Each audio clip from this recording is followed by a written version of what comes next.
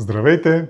Днес ще ви представя магнитно релсово осветление, което е една от най-новите тенденции в осветлението в момента.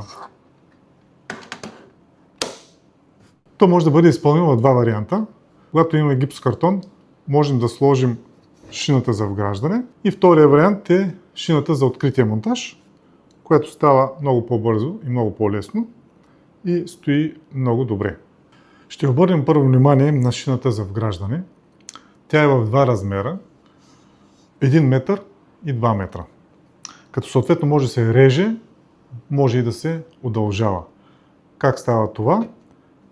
Необходимо е първо механично удължаване с механични ъгли. Те са в два варианта. За ъгъл от таван към стена и също може да бъде ъгъла, който е само горе на тавана в една равнина. Съединяването става посредством тези планки, които правят механичния монтаж между самите елементи. И се стяга със съответните болчета. Друго, което е необходимо за закрепване горе на тавана, са тези елементи, така наречените щипки, които се монтират на самия профил отгоре и държат профила горе плътно към гипсокартона. Това е по механичната част. Съответно, трябва да прехвърлим и захранването към трасето, което сме удължили. То е също в три варианта. Първият вариант е когато трябва да пуснем захранването от тавана към стената. Се използва C-трак и прехвърляме захранването към шината на стената. Вторият вариант е когато използваме ъгъл в една равнина на тавана. Използваме S-трак и прехвърляме захранването към другата шина. И третия вариант, който можем да използваме, когато използваме по-дълга линия и използваме E-трак, който само прехвърля захранването от едната шина към другата. Сега ще ви представим шината за открит монтаж. Тя също е два размера, 1 и 2 метра. Като съответно може да се реже, може и да се удължава. Също може да правим с нея и различни фигури на тавана. Може да се пусне от тавана към стената. От тавана към стената се използва C-трак, който беше и за шината за вграждане и се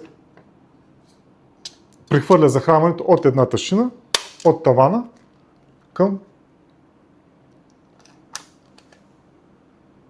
стената. Друга фигура, която също можем да направим, фигура на тавана, е с ъгъл. Ъгъл, който е фиксиран на 90 градуса, използваме L-трак. L-трака прехвърля само захранването от едната към другата шина. Също L-трака можем да го използваме и когато искаме да направим те отклонения някъде по трасето, също използваме L-трака. Той е необходим само за прехвърляне на захранването от основното трасе към изходящото. И друго, което е необходимо, когато удължаваме шината, се използва E-трак, който прехвърля захранването от едната шина към другата шина. Също можем да използваме и ъгъл, който е от 90 до 180 градуса. Можем да правим произволен ъгъл. Той е необходим също така да прехвърлим захранването от едната шина към другата шина и ъгъла може да бъде произволен. От 90 до 180 градуса. Монтажа на телата е изключително лесен и бърз. Става по съвсем елементарен начин. Бързо, лесно. Винаги може да се премести, винаги можем и да добавим тяло, ако е необходимо. Друг съществен елемент за изграждането на магнитно релсово осветление е трансформатора. Той е необходим, за да намалим напрежението от 230 на 48 волта. Той е с две мощности, 100 и 200 вата, като съответно се избира според броя и мощността на телата, които сте избрали. Добре е да го натоварим в рамките на около 80%, за да работи нормално. Сега ще ви покажа монтажа на релса за открит монтаж.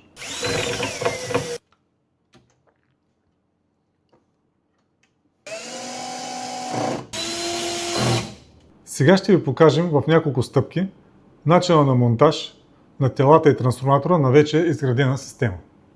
Стъпка 1. Монтираме трансформатора. Захранващия кабел ни е в началото на трасето. В случая, но не е задължително, то може да бъде по цялата му дължина. Свързвам с подходящи клеми. До тук връзката ни е готова и си монтираме трансформатора. И сме готови. Тук се използва тази конзолна кутийка и се скрива връзката между трансформатора и захранващия кабел. Втора стъпка – монтиране на свързващите конектори. Първият конектор, който ще монтираме, е си-конектора, който прави електрическата връзка между тавана и стената. Втори конектор, който сме използвали, е L-конектор, който прави захранваща връзка между шината и ъгъла, който сме подготвили. По принцип този конектор може да се използва и за T-отклонение, ако шината е разположена в средата на трасето.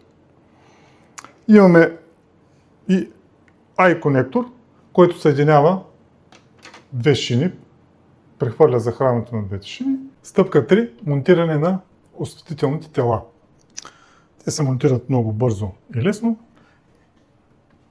Просто се слагат на самата шина и ако всичко е монтирано правилно, цялото трасе трябва да бъде осветено. Може да използваме различен тип тела, спотове, така и допълнителни тела.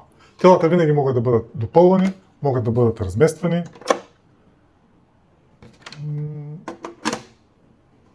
Може да се направи така.